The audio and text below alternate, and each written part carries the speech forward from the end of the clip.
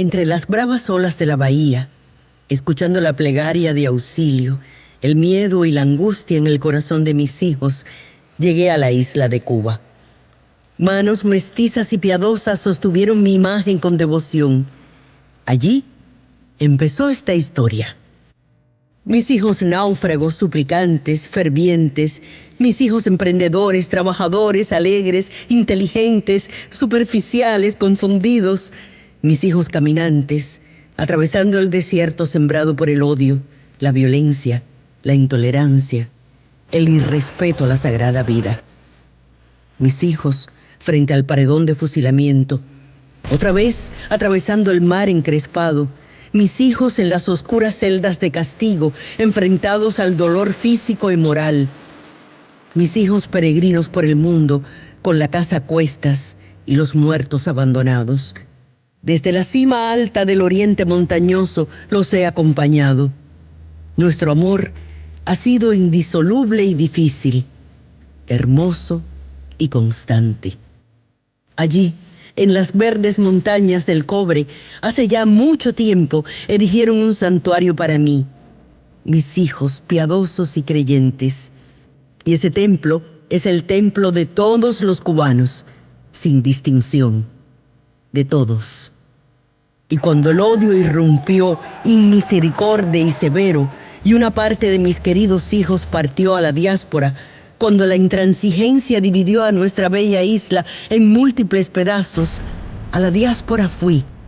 Una réplica mía ha acompañado siempre a mis amados hijos, donde quiera que su casa han establecido. Y allá, en la otra bahía, la de Biscayne, frente al mar que abraza el norte y fluye hacia el sur, en la bahía del destierro, también mis hijos piadosos y creyentes han erigido una ermita. Mi manto protector sigue abierto para cubrir las soledades, los miedos, las tristezas y las esperanzas de todos mis hijos. La caridad es el amor puesto en acción salvadora. La caridad es la gran virtud que nos ha regalado Dios. Yo soy de ese amor la salvaguarda. Me ha enviado el Padre para decirle a los hijos de esta isla solitaria que no dejen de amar, que no dejen de creer, que no dejen de soñar. He venido a aliviar el dolor y a encumbrar la esperanza. He venido a encender la fe de la montaña al llano, de la isla a la diáspora. Yo soy la Virgen de la Caridad.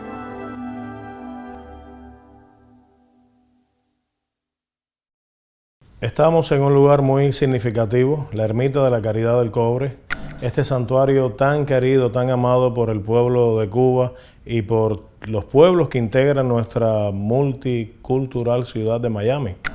Un santuario que nació del deseo de un pueblo de recuperar su patria con la ayuda de Dios, que nació del deseo de un pueblo de no perder por nada del mundo la fe que trajo aquí al sur de la Florida cuando tuvo que llegar a estas tierras buscando libertad. Para los cubanos es motivo de orgullo tener una patrona con un nombre tan hermoso. Nosotros veneramos a la Virgen María con diferentes nombres, nombres de los lugares donde ha aparecido. Nosotros en Cuba, en el exilio y donde quiera que haya un cubano que ha llevado esta devoción, le llama Virgen de la Caridad. La caridad es la esencia de nuestra fe. La caridad es el amor de Dios hecho obra en beneficio de las demás personas. María fue un ejemplo de esa caridad. María, cuando recibe el anuncio de que va a ser la Madre de Dios, se pone en camino para servir a su prima. De manera que para nosotros contar en nuestra historia con la presencia de esta Madre providente, siempre cercana a sus hijos, es realmente un gran regalo. Desde que la Virgen de la Caridad apareció flotando en la bahía de Nipe en el año 1612, alrededor, ha sido parte de nuestra identidad como cubanos. La Virgen de la Caridad llega a nuestra patria en un momento en que se iba forjando nuestra nacionalidad y ella entra al corazón de un pueblo que la ha mantenido siempre en el centro de sus vidas. La Virgen de la Caridad nos ha acompañado a lo largo de nuestra historia.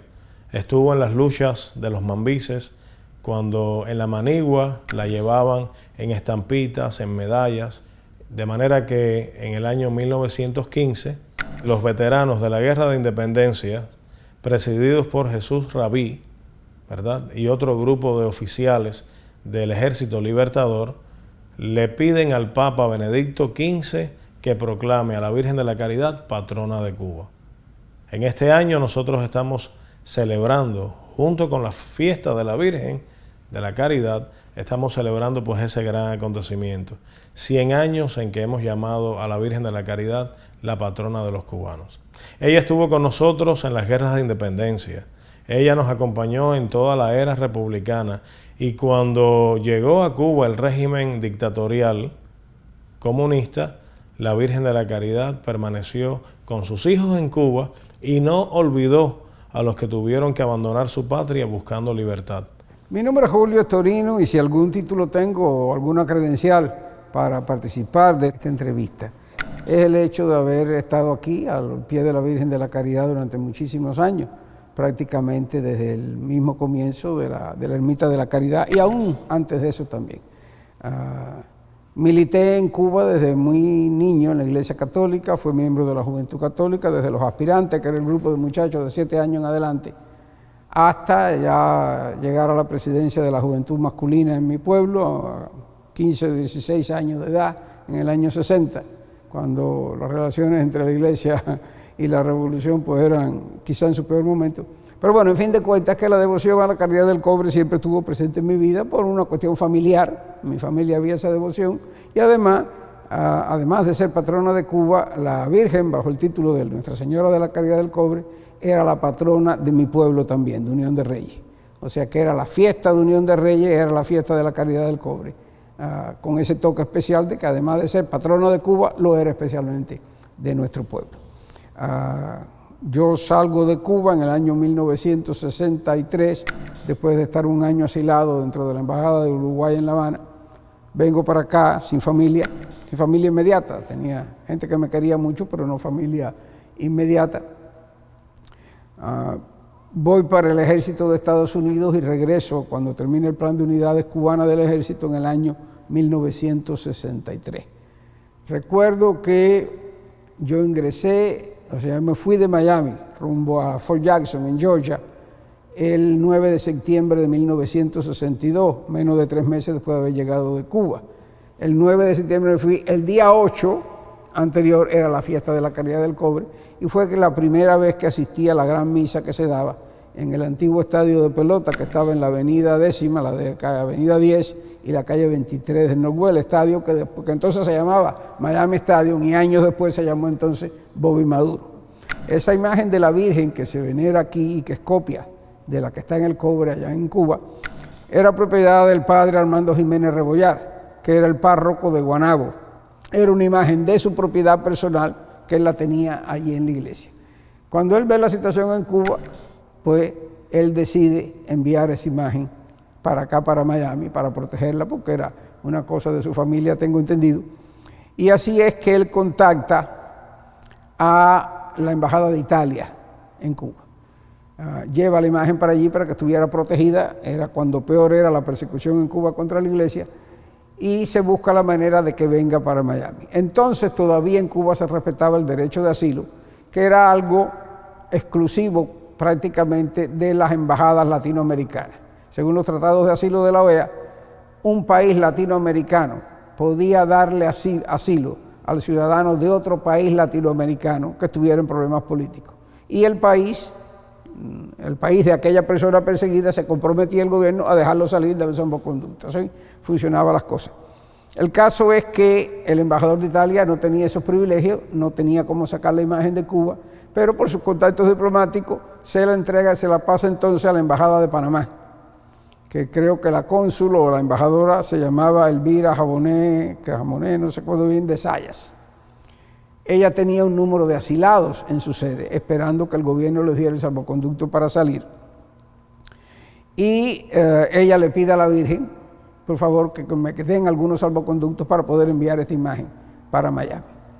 al fin le dan para el mismo Día de la Caridad 2 salvoconductos. Y ella le entrega la imagen a Jorge González Arese, a Luis González Arese, para que traiga la imagen. Se la pone en un maletín y se la da, con el compromiso de que habría una persona esperándolo para que él le entregara la imagen. El mismo 8 de septiembre, ese mismo 8 de septiembre, es que salen este asilado de La Habana rumbo a Miami. Aquí en Miami, mientras tanto, se estaba preparando para ese día, 8 de septiembre de 1961, una misa que entonces, en el lenguaje de la iglesia, entonces se llamaba misa de campaña, que era una misa al aire libre en cualquier lugar que no fuera una iglesia, y era en el Miami Stadium donde iba a tener lugar esa misa. Nadie sabía de la imagen, nadie la esperaba prácticamente, más que la persona encomendada para ello, pero el caso es que cuando este asilado, Gutiérrez Arese, de Colón, llega al aeropuerto, la persona que debía esperarla no estaba. Su familia lo recoge y lo lleva inmediatamente del aeropuerto a una iglesia donde había un bautizo de un niño de la familia. Y allí en la iglesia se encuentra esta persona, por pura casualidad. No sé cuál fue la circunstancia, pero así fue con la imagen. Inmediatamente cogen la imagen porque ya va a comenzar la misa en el estadio. Y para sorpresa de todos, hay dos grandes sorpresas ese día para Miami. La primera es, para los que estaban en el estadio, la llegada de esta imagen, que viene de Cuba, la imagen de la Virgen, una emoción tremenda, ¿no? Aquello que la Virgen quería estar con sus hijos del exilio también. No se iba de Cuba, pero no abandonaba a los que estaban aquí.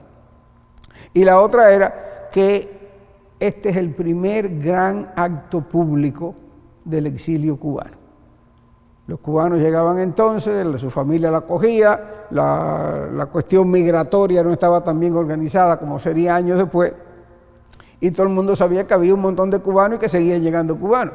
Lo que nadie sabía es que ya eran 30.000 cubanos por lo menos, porque ese estadio se llena con 30.000 cubanos. Que eso fue lo que le abrió los ojos tanto a la iglesia como a las autoridades civiles aquí. Dicen, óyeme, hay 30.000 cubanos en Miami, hay más de 30.000 cubanos porque se supone que no todos fueron allí. Y empieza a tomar cuerpo entonces la cuestión del exilio cubano y el reconocimiento que iba teniendo. Para la iglesia misma es una revelación, hay que hacer algo con esta gente.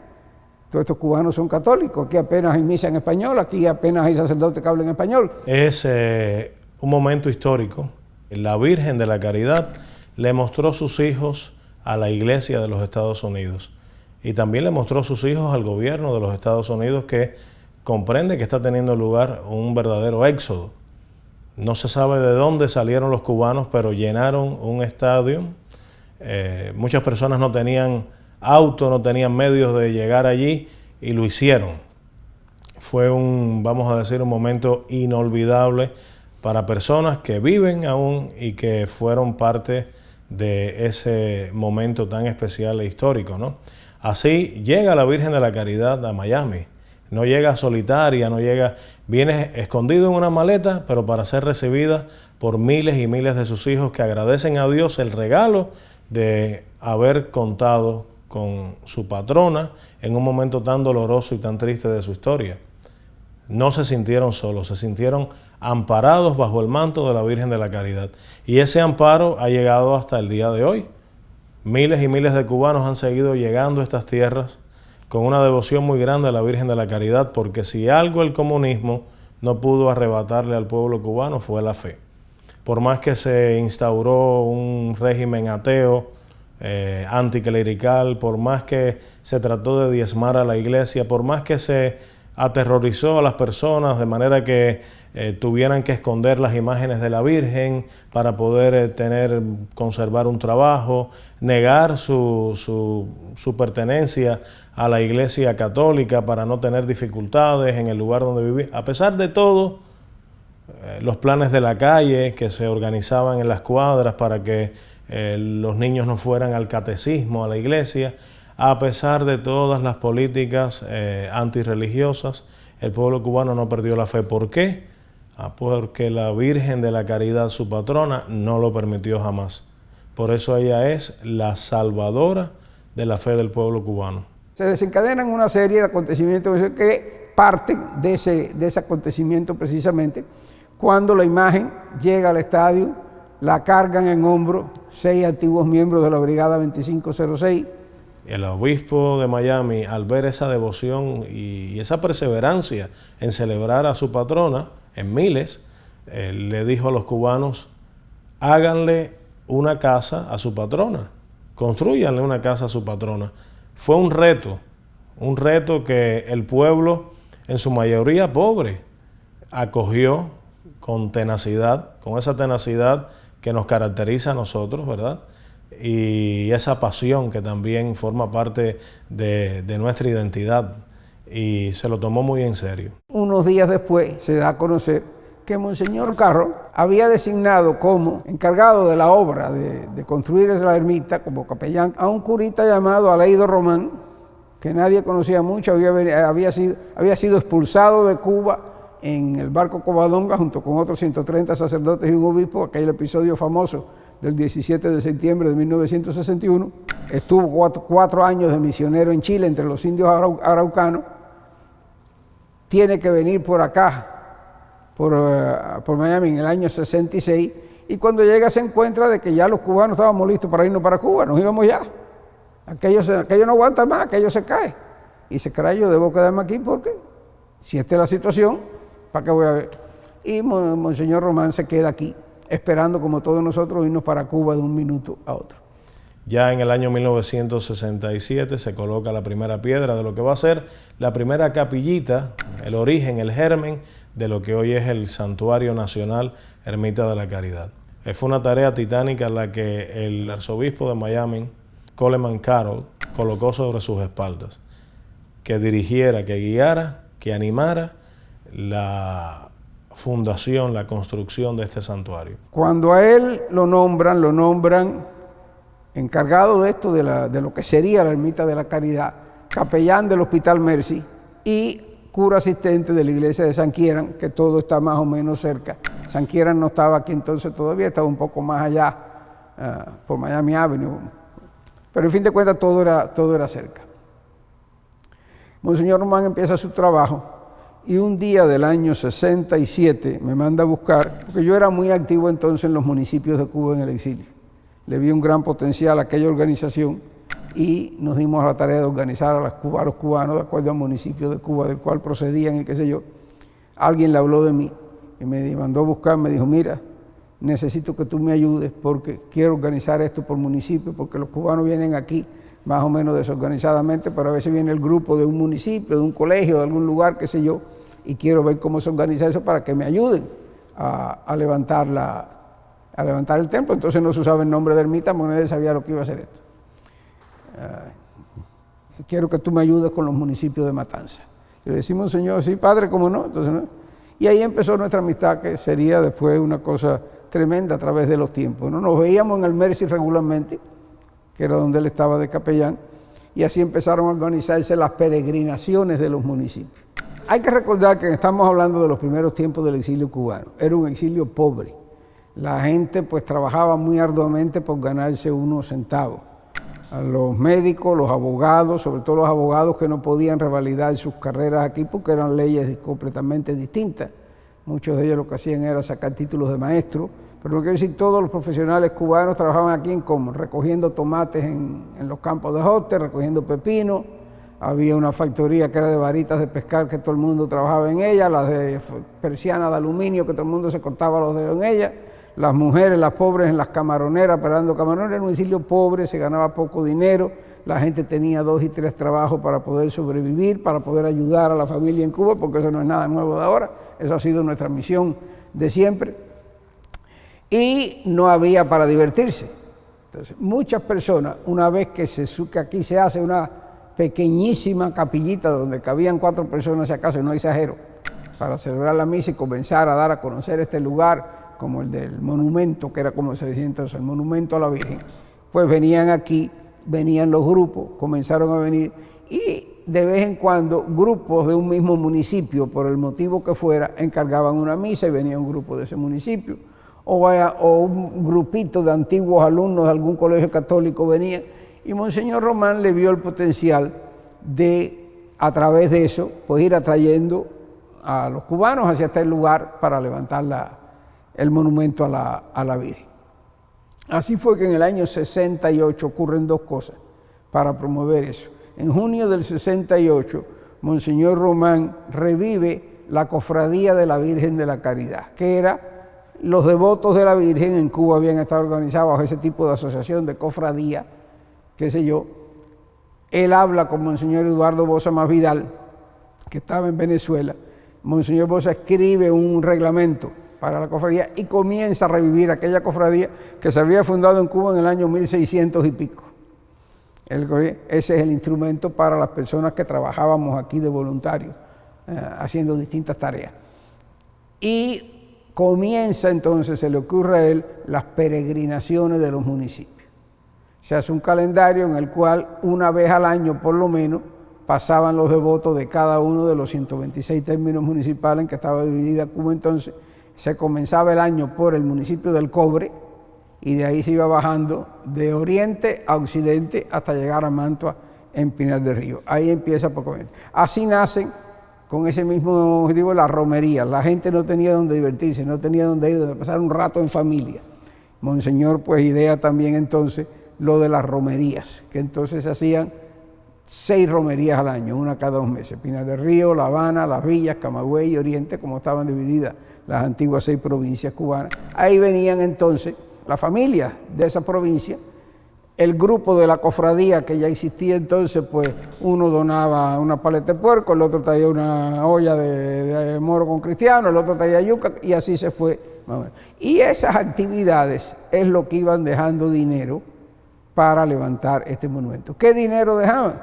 Imagínense ustedes la pobreza que tenía el exilio que yo les hablaba anteriormente, pues dejaban centavos, no podían dejar más.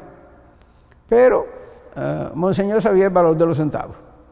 Tantos centavos era que aquí se armó un equipo que le llamábamos las quileras, que era un grupo de mujeres, miembros de la cofradía, que después de la misa se quedaban, se sentaban ahí con las monjas que entonces trabajaban aquí, a contar los kilos y a meterlos en rollitos de esos de los bancos. Y esos rollitos iban en unas bolsas. Y Monseñor Román al otro día iba para el banco con 2 bolsas llenas de centavos. A despertar en el banco le tenían terror, porque imagínate tú, llegaba acá el cura con tantos kilos para contar y aquello no era qué sé yo. ¿En cuánto se hace la capillita provisional aquella? En que yo me acuerdo que cuando veníamos de mi municipio entraban 3 o 4 mujeres, que era lo que cabía, los hombres nos quedábamos fuera porque no cabíamos dentro del templo, oíamos la misa desde fuera. Ya desde que aquí existe, la gente empieza a llamarle popularmente la Ermita de la Caridad.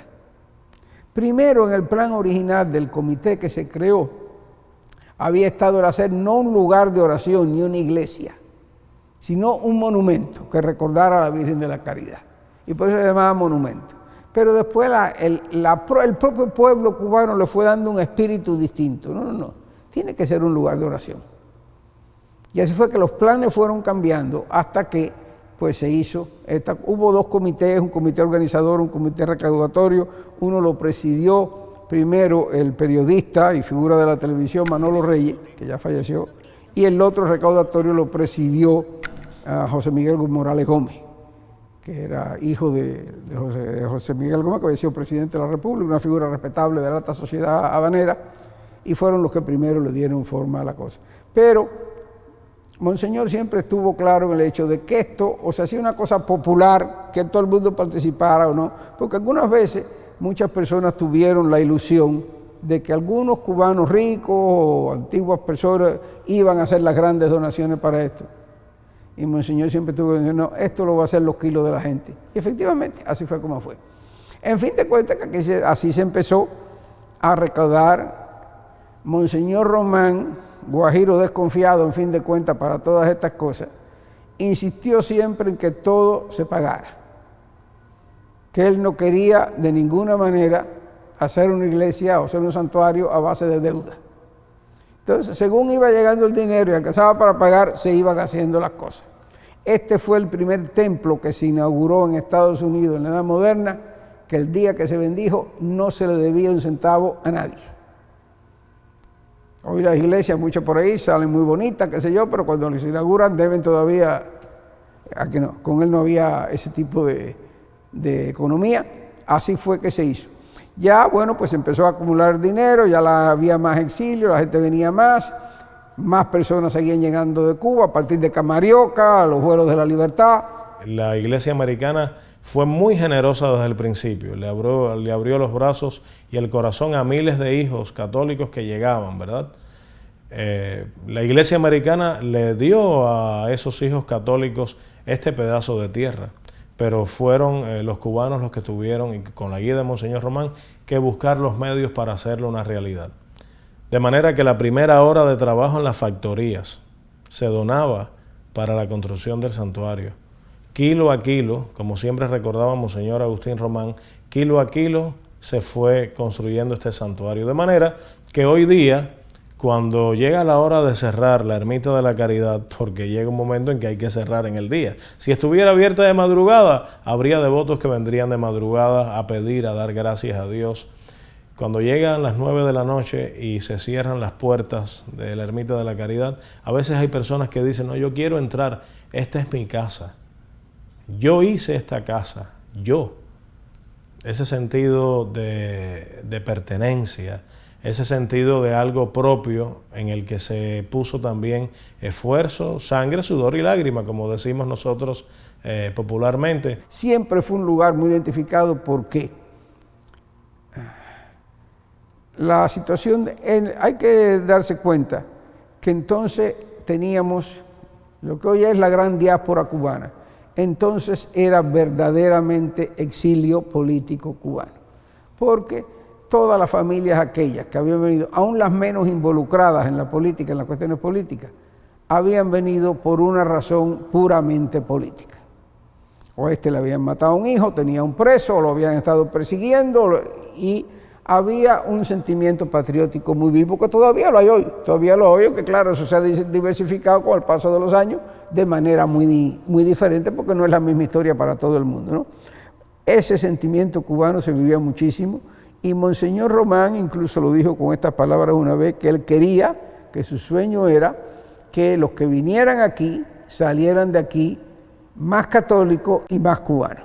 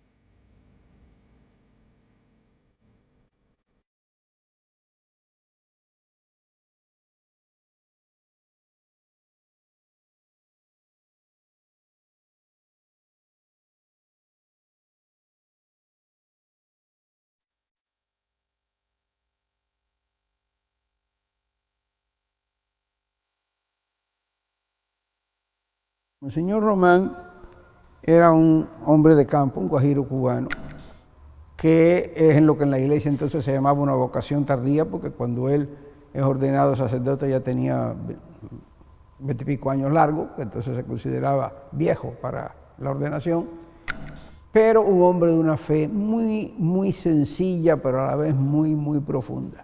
Y un cubano que sentía a Cuba tremenda y sinceramente en su corazón y así lo transmitía.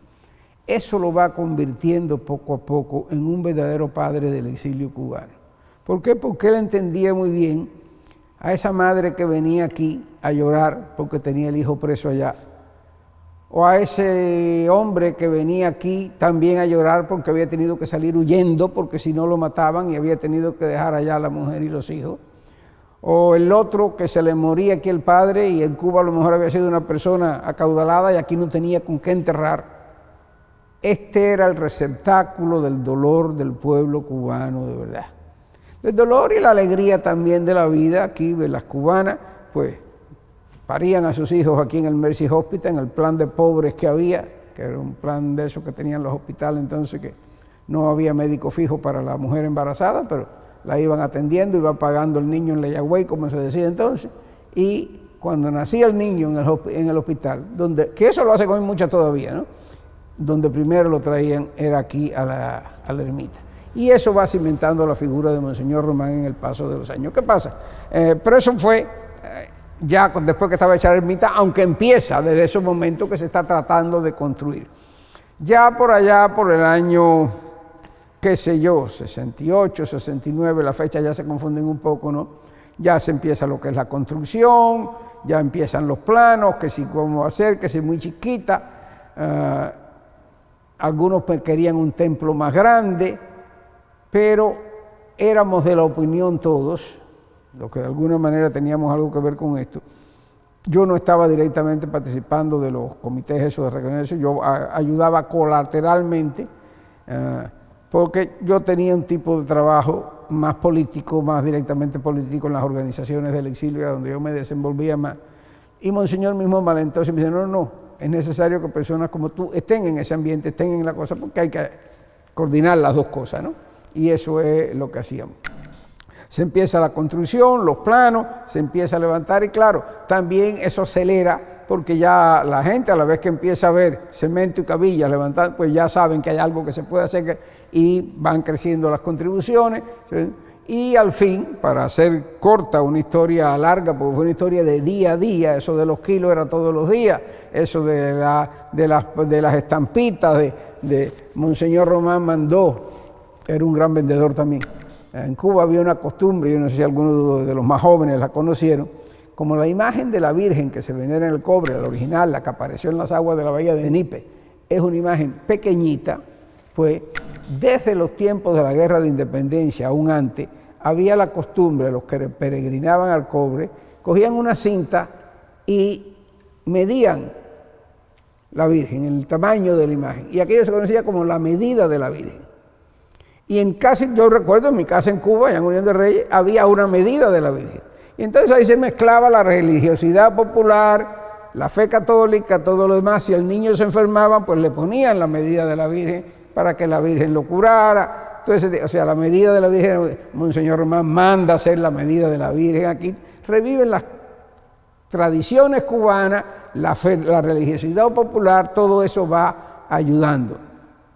Y al fin, repito, para concluir la historia larga, el 2 de diciembre de 1973 se consagra la Ermita de la Caridad. Ya con ese nombre no había quien se lo quitara, el pueblo le puso la ermita se quedó y entonces se consagra el templo, se inaugura, viene a hacerlo el cardenal Kroll, que era el arzobispo de Filadelfia, que era entonces el presidente de la Conferencia de Obispos de Estados Unidos.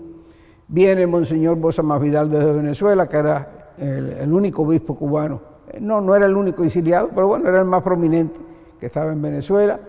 Lógicamente el arzobispo de Miami, que era McCarthy ya, el arzobispo auxiliar. Viene, se hace la gran fiesta religiosa aquí de la bendición de este templo. El santuario tiene la forma no de un cono, sino del manto de la Virgen. De manera que cuando entramos a la Ermita de la Caridad nos sentimos cobijados, protegidos bajo el manto de la Virgen.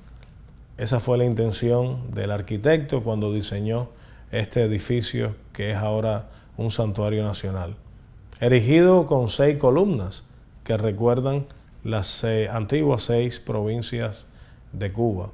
Una de las cosas que más llamaba la atención era el mural de la ermita, porque no es común en un templo ver una galería de patriotas y de personajes que no son de por sí religiosos en un altar, qué sé yo, pero Monseñor había querido que ahí estuviera la historia del pueblo cubano. Teo Carrasco no era solo un gran pintor, era un hombre de mucha fe. Entonces yo recuerdo, todos lo recordamos, que él hacía sus bosquejos a lápiz, ahí era maravilloso verlo ahí. Sobre todo los que no somos artistas nos maravilla ese don que Dios le da a alguno de sus hijos, ¿no? Y entonces yo recuerdo verlo pintando y bosquejando. Recuerdo que dibujó la figura del niño Jesús en el centro, en los brazos de María, pero dejó el bosquejo nada más del niño Jesús. Lo demás lo fue terminando. Y cuando le preguntaron al final de todo, cuando ya está, fue que volvió al dibujo del niño y lo terminó, porque él quería significar que Cristo es el principio y el final de todo en los brazos de María. Y así fue como, si ustedes habrán visto el mural, ¿no? Cómo va recorriendo toda la historia de Cuba, desde los indios de Cueiva con los misioneros franciscanos, el primer maestro cubano que fue un sacerdote, los gobernadores, qué sé yo, pues hasta llegar a los patriotas, el padre Varela allá, porque fue que nos enseñó a pensar en el tope, y de ahí lo que viene de Varela, Luis y Caballero, Saco, Agramonte, Céspedes, Mendive, Martí, Mariana Grajal está por un lado, Bernarda Toro, la esposa de Máximo Gómez, por otro, así hasta llegar al final. Si vemos el mural, vemos que por la parte, cuando uno se para de frente, por la parte izquierda abajo, empieza por las aguas, por Cristóbal Colón llegando a Cuba, desembarcando con el estandarte de los Reyes Católicos. Y si damos la vuelta, vemos que termina en las aguas otra vez, con los balseros llegando aquí a Estados Unidos, ya en los inicios del castrato. Fue una gran posibilidad tener esa imagen de esos cubanos llegando aquí al sur de la Florida cuando el presidente Barack Obama visitó nuestro santuario. Cuando él me preguntó qué sentido tiene el mural, quién lo pintó, pues yo al ver ese barco no pude evitar decirle al presidente, señor presidente, ese barco ahí pintado con esos cubanos llegando aquí muertos de sed al sur de la Florida, nos recuerda a los miles de cubanos que han dejado sus vidas en ese estrecho de la Florida, en ese mar, y pudimos mirar juntos al mar. Y pude decirle, señor presidente, ojalá que ese sacrificio de tantas personas buscando libertad no haya sido en vano. Ojalá que todo lo que está ocurriendo hoy y que todas estas conversaciones que usted ha propiciado, en las que usted está formando parte, conduzcan a la verdadera, a la real libertad del pueblo cubano. Fue una oportunidad, yo diría, providencial, poder expresar, ¿no?, lo que es el sentimiento de muchas personas también en nuestra comunidad y recordarle al presidente que los derechos humanos, y en qué mejor lugar recordarlo, que los derechos humanos son parte de la dignidad humana, son regalo de Dios y que no son dosificables. Primero unos derechos, después otros. Si los primeros pues resultan, vamos a hacer negocios, después a la larga podrá haber libertad de expresión, de elección. Yo le dije al presidente, señor presidente, el pueblo de Cuba merece gozar de todos sus derechos, como gozamos nosotros aquí en los Estados Unidos. Y esa posibilidad de tocar así la realidad me la dio precisamente ese mural, a través del cual pude brevemente explicar la historia de Cuba y ese barco con cubanos llegando, buscando libertad.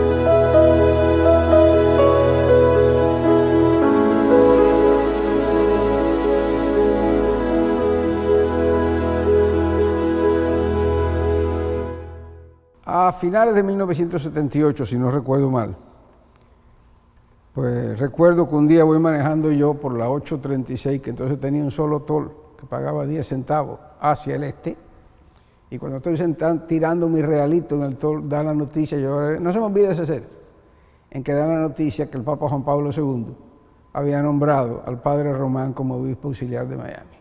Y yo dije, ay caray, nos chivamos. Nos chivamos porque ahora lo hace el obispo, lo sacan de ahí, tiene que ocuparse de las cosas de la iglesia y vamos a perder nosotros, pues. Y me equivoqué de lleno. Pero se equivocó todo el mundo. Él sorprendió a todo el mundo, Monseñor Román, diciendo, no, yo me quedo en la ermita, yo sigo así, yo seré obispo, desde luego, tengo que aceptar esto que el Papa ordena, que yo, pero yo sí, y efectivamente su rango episcopal no le varió ni un minuto, su humildad, su apego al pueblo, su trabajo pastoral, ahí a flor de tierra, su sencillez de vida, fue un ejemplo tremendo aquello. Pero, lógicamente, él va adquiriendo la notoriedad, la estatura de líder religioso del exilio cubano, ¿no? Algo indiscutido. La ermita sigue creciendo. Aquella cofradía, cuando se comenzó la cofradía, recuerdo que se imprimieron 200 carnés, porque se esperaba que más o menos sería el número de personas que en algún tiempo, bueno, los 200 carnés se fueron en la primera semana. La cofradía, yo no sé por cuántos miembros había, pero ya cuando Monseñor Román se retira tenía más de 55,000 miembros alrededor del mundo. Esta ermita se había convertido de aquella pequeña capillita en el 6º lugar de peregrinación más importante en todos los Estados Unidos. Santuario mariano de los primeros en el mundo, reconocido pues en todas partes como un centro de espiritualidad, de fe popular, pero con esa característica además de símbolo de la nacionalidad cubana, del pueblo cubano, de la lucha por la libertad. Por eso es que hasta el día de hoy, los grandes momentos del exilio cubano, los grandes momentos de Cuba, a partir de esta desgracia que todavía vive nuestra patria, se han vivido aquí intensamente. Recuerdo el éxodo del Mariel, recuerdo que algunas veces yo fui, siempre iban algunos como el señor Román, íbamos a recorrer los campamentos de los marielitos, los que no tienen familia, que habían hecho aquí con carpas debajo de los expressway, y él se metía por todo aquello. Habían algunos que eran impresionantes, porque ya sabemos que en aquellas embarcaciones muchas veces pues metieron a personas que habían sacado incluso de instituciones mentales y de las cárceles y demás, con el mismo amor con todo el mundo, viendo cómo ayudaba a todo el mundo. Sacaba dinero de aquí, alquilaba para alquilar. South Beach entonces era lo más barato que había aquí, donde se podía conseguir un cuartico para alquilar, y con aquel dinero Monseñor alquiló pues algunos hoteles de esos para ir sacando a la gente, metiéndola allí. Recuerdo que íbamos en la guagua llevándolo de las carpas a Semi Beach, y él iba en aquella guagua predicándole, explicándole. Le mandó imprimir un folletico de cómo era la vida en Estados Unidos, lo que tenían que hacer para integrarse. Aquello fue tremendo, día tras día para el Orange Bowl, incansable. Monseñor Román era un hombre incansable.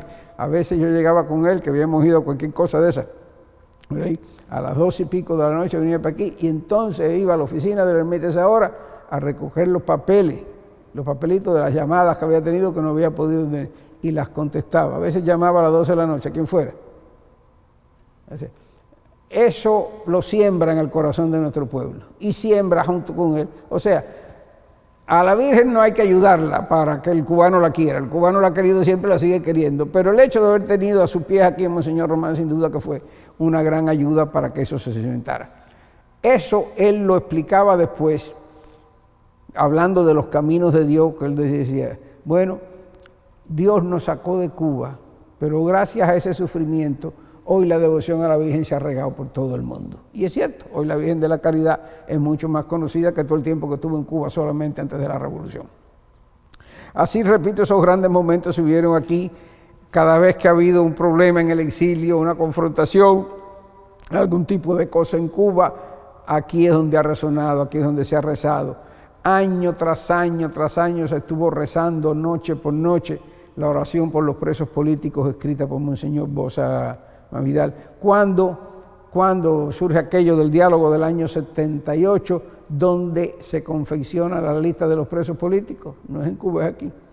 Las monjitas aquí que tenían los nombres de los familiares de todo el mundo, fulano en tal cárcel. ¿Cuántas veces aquí mismo, muy discretamente, Monseñor reunía a un par de dirigentes del exilio que tenían algún tipo de discrepancia, de polémica, de qué sé yo, y él más o menos apaciguaba las situaciones modestamente, sin salir nunca en ningún periódico, porque eso contrario hubiera sido así todo.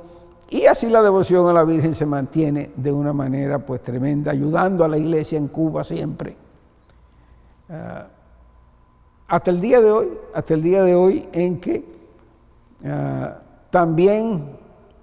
también regada quedó esta semilla, sembrada por Monseñor Román fundamentalmente, que ya ven a tantos años, no son tantos años como este, pero ya cuando él pasa el mando aquí, que viene primero el padre Castañeda designado por el obispo y ahora el padre Rumi, pues una obra que continúa y que continúa y que continúa. La devoción a la Virgen pues siempre ha sido así y esperamos que siempre sea. O sea que los que han dicho, Monseñor Román, tienen uno de sus escritos, ya después que él murió yo edité un libro con los escritos de él, que se llama Una palabra más fuerte. Y cuando yo estaba preparando esos escritos, las cosas que él había ido escribiendo a través de los años sobre las situaciones del exilio y demás, traté de separarlos por tema, lo que era religioso, lo que era patriótico, no pude hacerlo. Y él mismo lo dice en unos escritos, yo no puedo separar en mi corazón el amor a Cristo del amor de Cuba. Y yo creo que esas mismas palabras se pueden aplicar a lo que es la Ermita de la Caridad hasta el día de hoy. Continuamos tratando de mantener vivo ese legado, especialmente en este año. Queremos dedicar las festividades en honor a la Virgen de la Caridad a esta persona tan especial que ha cumplido 3 años de su llegada a la casa del Padre, que es Monseñor Agustín Román. Este año vamos a presentar un libro en la Torre de la Libertad, donde vamos a poder conocer en detalles su vida, su obra. Este año vamos a inaugurar en los jardines de la Ermita de la Caridad, precisamente en los días de la novena a la Virgen, una estatua frente al mar, donde vamos a poder ver a Monseñor Román como él era, siempre cercano. No está sobre un pedestal con toda intención, está a nivel nuestro, como era él en vida, que hablaba y te miraba a los ojos, que sonreía, que daba un abrazo, que daba un saludo.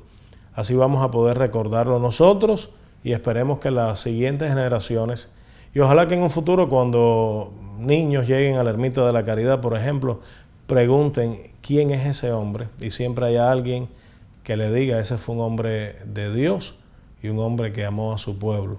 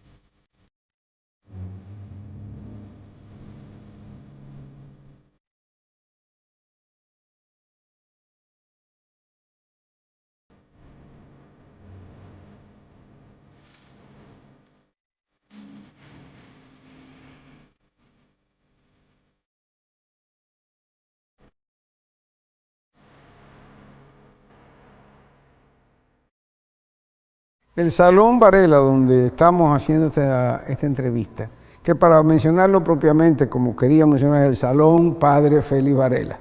Y Monseñor insistía en que se le llamara así, porque en Cuba, desde principios de la Revolución hasta muy avanzado en el tiempo, pues cuando se mencionaba en las clases de historia o se hablaba de algo que tuviera relación con el Padre Félix Varela, que como había dicho José de la Luz y Caballero, el primero que nos enseñó a pensar, el que forjó la nacionalidad cubana y demás, pues se le mencionaba solamente como Félix Varela. Trataban de ocultar su condición de sacerdote de la Iglesia Católica. Y Monseñor insistía, que por cierto hay que decir ahora, que el precursor del reconocimiento que tiene hoy la figura del Padre Varela fue Monseñor Román. Monseñor Román empieza a predicar aquí en la ermita, aún antes de ser obispo, sobre este cura cubano que había sido tan cubano, que había forjado a este número de patriotas, que había forjado la nacionalidad cubana, y él empieza a indagar por una razón. Y yo me formé en la escuela pública cubana antes de la revolución y es una verdad que yo mismo experimenté. O sea que se hablaba del Padre Varela, pero no se abundaba sobre él, no se sabía mucho sobre su vida, lo que había hecho y demás. Y Monseñor Román se da la tarea esa de investigación y divulgación, y es gracias a eso que nace la Fundación Padre Varela, es gracias a eso que se inicia el proceso de beatificación del Padre Varela. En homenaje a él es que se nombra este salón, que es la parte más histórica del conjunto de la ermita, porque está edificado sobre la capillita primera, aquella que yo contaba que entraban las mujeres y los hombres se quedaban afuera porque no cabíamos. Pues está un poco más abajo, más adelante allí, donde está hoy el convento de las Hermanas de la Caridad. Estos salones de acá, más acá, era el comedor antiguo, el lugar de almacenamiento y demás, que hoy es el salón padre, se llama precisamente Monseñor Román, que es un aula de catequesis. Y entonces se construyó esto aquí arriba, pues porque al ampliarse la ermita de la Caridad unos años después, ver que era insuficiente, que resultaba muy pequeña y todavía hoy lo resulta, pues la parte que hoy es la capilla del Santísimo eran las oficinas. Aquí, hacia este lateral que da frente aquí, estaban los baños. Había mucho espacio que se perdía por los jardines y demás. Y al ampliarse hacía falta un lugar para las oficinas, nuevas construcciones, y se decide que también se repite la historia. Se construye con los centavos, con las donaciones pequeñas, fundamentalmente de las familias cubanas. Monseñor Román ahí igualmente se bendice, se inaugura sin deuda ninguna, porque así es como hacían las cosas. Cuando había el dinero para pagarla se construía, cuando no se paraba la construcción. Y este salón pues se hace con esa idea de poder acoger actividades religiosas como retiros, conferencias, charlas, catequesis y demás. Y también para otro tipo de actividades patrióticas, cívicas, etcétera, tradicionales cubanas, y es para lo que ha servido tremendamente el salón. Así surgen muchas otras cosas. El rincón patriótico, que está allá abajo, donde están los bustos de Varela y Martí, ahí está otra vez la personalidad de Monseñor Agustín Román, que era un sacerdote fidelísimo a la Iglesia Católica Romana, hijo sin dudas ni cuestionamiento de la Iglesia Católica Romana, pero cubano reyollo de la cabeza a los pies. Y entonces, ¿qué pasó? ¿Qué pasaba? La República de Cuba, cuando nace el 20 de mayo de 1902, nació lastrada por un feroz y, en mi opinión, entendible anticlericalismo. O sea, la Iglesia Católica en Cuba durante el dominio español no era la Iglesia cubana, era la Iglesia española en Cuba. Y de acuerdo a las cosas que existían entonces, los concordatos que existían entre la Santa Sede y algunos países que se calificaban como católicos, que tenían ciertos privilegios, era la corona española la que nombraba a los obispos en Cuba. O sea, el rey o los gobernantes de España eran los que nombraban a los obispos, el Papa se limitaba, si acaso, a escoger de los que le presentaban o a bendecir al que le presentara. Y lógicamente aquello muchas veces fue teñido por un interés político, ¿no? El interés de España en mantener a Cuba como colonia. Y algunos de aquellos obispos designados por la corona, pues eran españoles que veían como una cosa muy buena y muy natural que Cuba fuera una posesión de España, no una república libre. Y ya sabemos cómo, a pesar de que hubo varios sacerdotes que lucharon al lado de los mambises, a pesar de que hubo un gran número de católicos, pues aquella era una nación lastrada por la concepción de que los curas, los obispos, eran pro España todos, qué sé yo. Y eso costó muchos años eliminarlo, y solamente gracias a la labor de la Acción Católica Cubana, particularmente cuando cobra fuerza en los años 40 y 50, es que la Iglesia vuelve a tener cierta influencia de veras en Cuba y qué sé yo, algo que se frustra muy pronto con la llegada de la Revolución. Y aquel viejo tinte anticlerical de los gobernantes cubanos, que lo tenían los primeros gobiernos de Cuba, pues permaneció, quedaban trazas de eso, y Monseñor Román veía la necesidad de que aquello pasara mejor vida y se entendiera las razones históricas de aquella cosa, y por eso él quería que no hubiera ningún tipo de distanciamiento ni contradicción entre lo patriótico y lo religioso. Es más, él entendía lo patriótico y lo explicaba como una parte del amor a Dios. Dios nos dice, ama a tu prójimo como a ti mismo. ¿Quién es tu prójimo? Prójimo lo que significa es próximo. O sea, el prójimo es el próximo, el que te queda cerca, el que está próximo a ti. O sea, el amor al prójimo es primero a ti como lo pide Dios, después a tu familia, que es la que te queda más inmediata, a tu pueblo, a tu patria, porque son los tuyos. Luego, entonces, el patriotismo parte del amor de Dios, y así lo explicaba. Y él quería que estuvieran esos símbolos juntos aquí. O sea, el busto de Martí que está ahí estuvo primero en la parte de atrás de la ermita, donde hoy están los mosaicos del Papa Juan Pablo II, del propio Monseñor Román y de San Antonio María Claret. Pues ahí había un rincón patriótico, estaba el busto de Martí, y uno de Varela que había sido hecho por la escultora Rosaura García Tudurí. El de Martí no recuerdo bien en realidad quién lo hizo. Entonces eso se pasa aquí al rincón patriótico al ampliarse la ermita y construirse allí. La devoción a San Antonio María Claret, que hay un mosaico allí también. Este había sido un obispo catalán que había sido obispo de Cuba, cuando Cuba era una diócesis, y que después llegó a los altares, fue santo. O sea, era que se conociera el único santo que había pasado por Cuba. Y Monseñor Román destaca también eso y promueve la devoción a San Antonio María Claret. Así se construye el mosaico San Antonio María Claret allí afuera. Ya después vienen otras cosas. Aquí habían otros símbolos que han ido desapareciendo, porque aquí habían unos pinos australianos muy grandes, ahí se celebraban las romerías, o en esta área aquí donde está hoy el Rincón Patriótico. Aquellos pinos se talaron, habían bohíos cubanos que tuvieron que tumbarse también para dar paso a las nuevas construcciones. Y ya después, como viene la estatua del Padre Varela, cuando ya empieza la cuestión de la beatificación del Padre Varela, que se manda a hacer a Italia, se funden centavos para hacerla también. Y de allá vino, él estaba muy contento con esa estatua. Monseñor Román, después de retirado, pues cuando pasa el Padre Castañeda y viene el Padre Rumín, es cuando comienza la idea del malecón, que siempre fue una necesidad, porque ese era un lugar que se volvía un tanto peligroso, sobre todo, como que vienen tantos niños, tantas familias, siempre había el temor de que alguno pudiera, pues qué sé yo. Y surge la idea, creo que fue del propio Padre Rumín, de construir el malecón, y tuvimos la suerte de que el Monseñor Román pudiera verlo cuando se inauguraron las obras, cuando todavía él vivía, y fue algo que él disfrutó tremendamente. Ese malecón que es un recuerdo de nuestro malecón habanero, ese malecón en pequeño que es para nosotros como un reencuentro con nuestra identidad, un recuerdo de dónde venimos y un recuerdo de que ese mar separa a un pueblo, ¿verdad?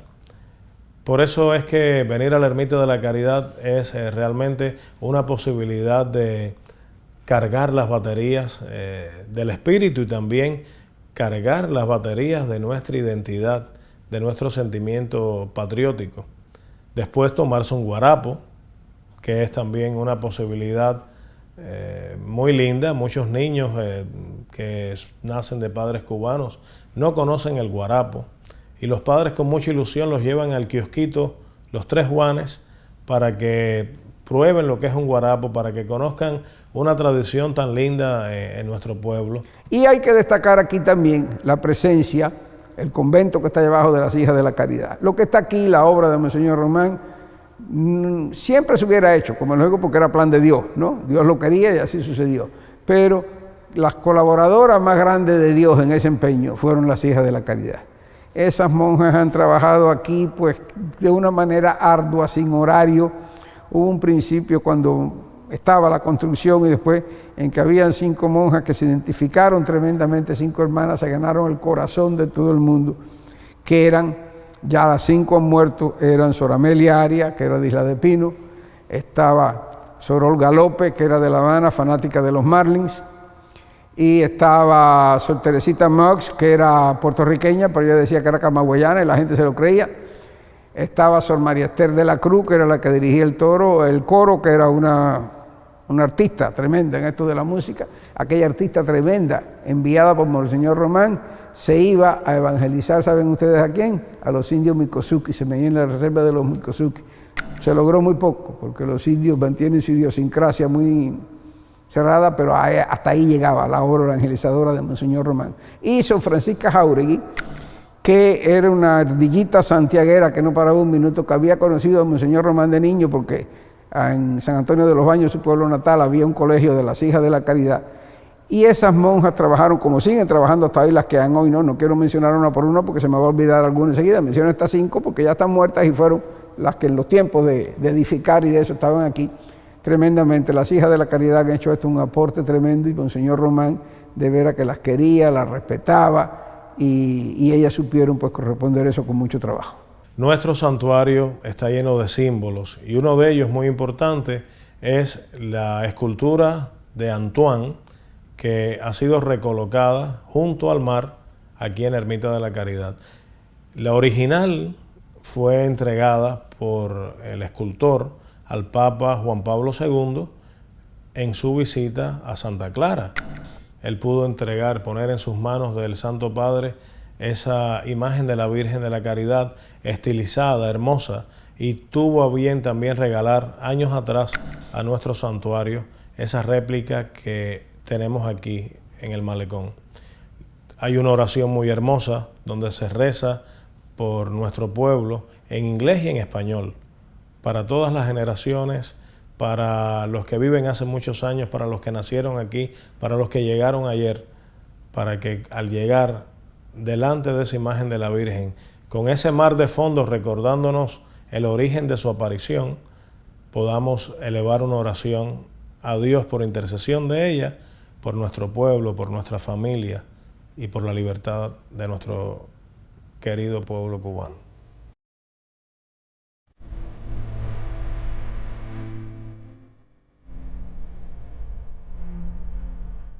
Virgen de la Caridad del Pobre, tú eres Madre del Amor y signo de unidad.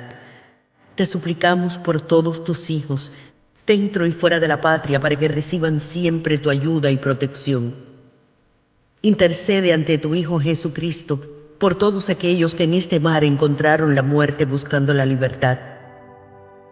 Santa María de la Caridad, protege a los enfermos, cuida de los presos, bendice a nuestras familias y cúbrenos con tu manto. Amén.